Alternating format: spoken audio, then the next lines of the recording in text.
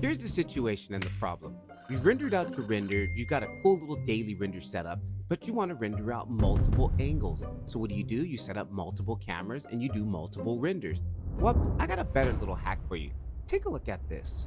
Right, so I've just cranked out my daily render for day 20, obviously. What I want to do is I want to get multiple shots here. I want to have a shot where I'm zoomed in on the logo here, maybe one on the Patrick LeVar, and even maybe one on this little here made in China, right? So let's quickly jump into Blender and let me show you guys. I've got multiple cameras here. I've got one camera here, and if you come over here to your icon here and you click on the actual camera icon, that's going to be the active camera. If I come down and scroll down to my wide cam, click on the camera icon, boom, I switch to the wide cam, right? So I've got two different angles here. So I want to set one more camera up quickly here. I'm going to grab this camera I already got here, go ahead and make that camera active by clicking on this here, boom.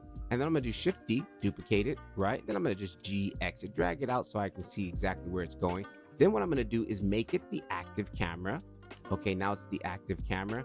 And then what I wanna do here, I'm gonna go ahead and fire up the render. And then I'm gonna select my object and then just so I can pivot around my object here.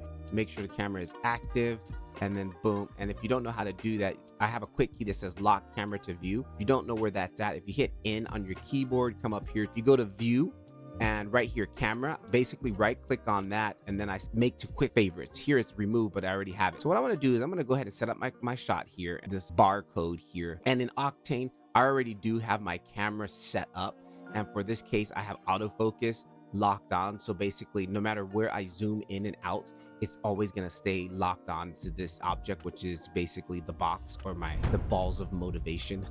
Now what I want to do is when I render, I like to render at night. So when I go to bed, let it render all night.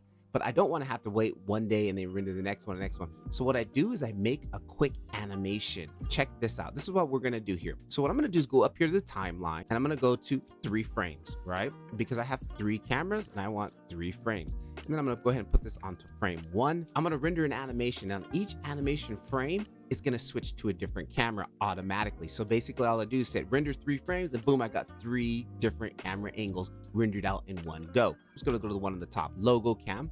And okay, check your composition, make sure everything is right, the focal length's right, you got your depth of field going and everything. And then what I'm gonna do is click on that camera, make sure it is the active camera, make sure we're on frame 1. Then we're gonna click up here on the top, boom, marker, and then here, bind camera to markers, boom. Now we see it says logo cam 1, right? Now we're gonna go to camera 2, click on the active camera. Okay, I like where it's at. Marker, bind camera to mark. Then let's go to frame 3, and it's gonna be my wide shot.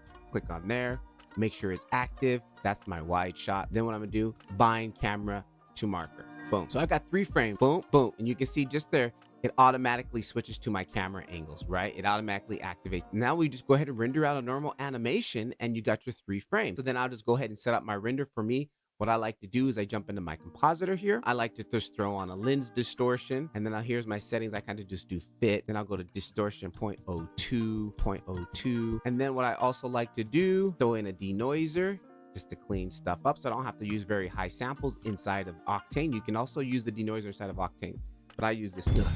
Ooh, sorry. All right, so I'll leave that on that. That's how I do that. And then what I do is file output node, and then I'll drag out the lens distortion. That's the last one. Pipe it into here, and then I'll go ahead and save it. And then what I like to do is I'll go for me, it's day 20 of 30 days of Spheres. And then I go underscore hashtag. You don't need to do 3. We can just do 1 because I only have 4 frames, but that's going to put a hashtag on it. So frame 1, frame 2, frame 3, frame 4. Here on, I'll just go to render animation. So if you stayed this far into the video, I wanted to show a little bit of love for you guys for showing some love to me.